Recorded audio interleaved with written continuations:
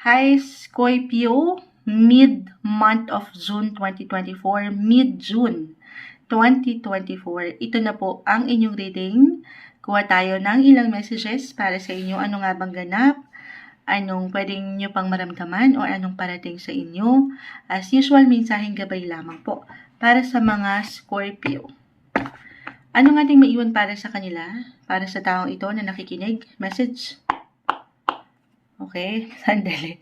Tayo po ay live na live sa ating FB. Nakita ko hindi pantay. Okay. Message po, Scorpio. Anong maiwan natin para sa mga Scorpio? Mid-month of June. Okay. Maya po, babalikan ko yung ilang narito sa ating FB live. Salamat po sa ilang nakikinig. Ayan. Okay, meron na ditong bumagsak. Kumpol na. The Ace of Wands. Ace of Wands, the Queen of Pentacles. The Eight of Cups. Queen of Pentacles. Queen of Wands. Okay. So, kayo to. Yung inyong pagiging independent. Yung power na meron kayo, yung lakas na kahit kayo lang muna ay nangingibabaw dito. Okay. If in a relationship tayo, love message. Okay. Meron ditong susubok, magta-try ulit, or paiibigin ka ulit, why not? Or magta-try na pumasok ulit sa iyong buhay, pwedeng merong magbalik, bakit hindi?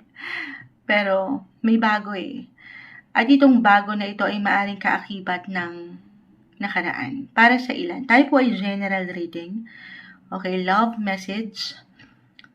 Or kung andito na kayo sa isang relasyon ngayon, married, couple, maaaring isang indikasyon ito, halimbawa, unang muna, meron kayong ilang pinagdaanan.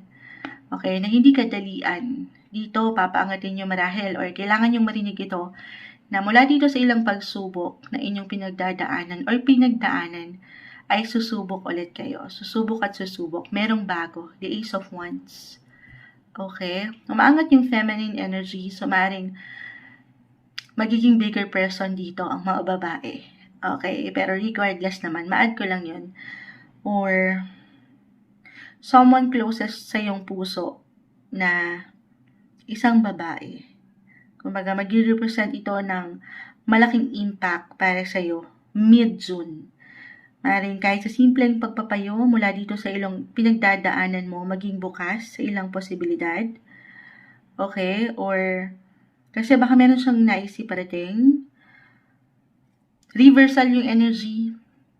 Someone older or elder sa family na maaaring hindi na natin masyadong nakakamusta. Ito, sabi ko nga, ito medyo mekos-mekos na si Moonchild.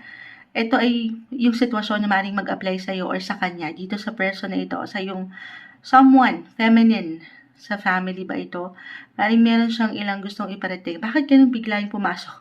Andito tayo sa love, pero kasi baka makatulong siya, kahit sa simpleng pagpapayo, or siya itong kailanganin ka. Reversal po.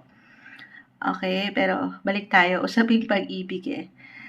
May something bago po. Okay, parang kailangan yung paangatin. Kung andito pa ang puso, andito pa yung fire, kumbaga yung enerhiya, na pwede pa naman, mailalaban pa. Then, this is the best time na magplano. Yung long-term plans para sa inyong relasyon. Okay?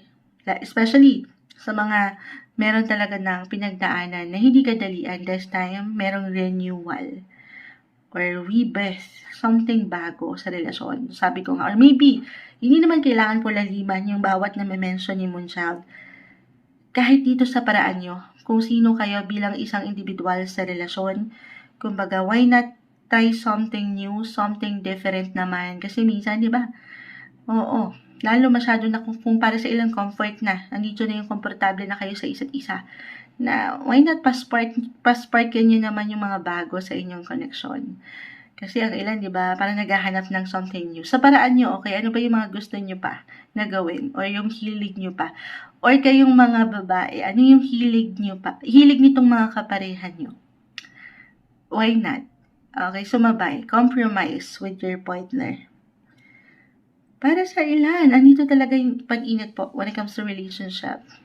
May bago. So some of you may get engaged or makatanggap ng love marriage proposal, where kung hindi mag-apply, could be about a business proposal.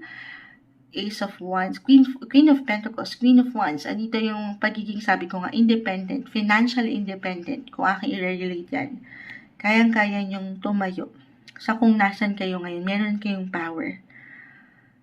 Okay. Ano pa bang ma-add natin dito? Business or love man, maganda po yung ating nakikita. Susubo kayo. Maybe a message, a reminder to try one more time. Huwag kayong susuko sa kung ano mang pwedeng bang rejection ito or feeling down, napakiramdam. Subok lang daw po. Okay, papaangatin mo yung init sa'yo na alam mo, yung confident, kumbaga, yung lakas dahil meron ka niyan. Single, why not put yourself out there? Sumubo ka. Na syempre pa, sa realidad, ay sa outside world, ay ayan, hindi na rin po safe ang mga bagay-bagay. So, sinasamahan na ito ng pag-iingat. Pero, ayan, baka dyan mag-apply para sa single, Scorpio, to get to know someone, try to go out more, put yourself out there. Kung andito lang naman, yung init sa'yo na pumasok na sa isang relasyon. Paangatin mo yung ikaw, yung natural mong kagandahan, yung charisma na meron ka, kung paano mo dalhin ang sarili sa ilang sitwasyon, especially sa yung aura, okay, kung paano ka makisama, makibagay, paangatin din ang iyong boses. This is the time na, hindi ito yung time na manahimik. Kasi parang andito yung lakas mo, napupuna ka, mapakikinggan ka, nakikita ka. Okay, maging bukas ka sa ilang bago. Dahil, maybe ito, papasok talaga itong mga bago ng kusa eh.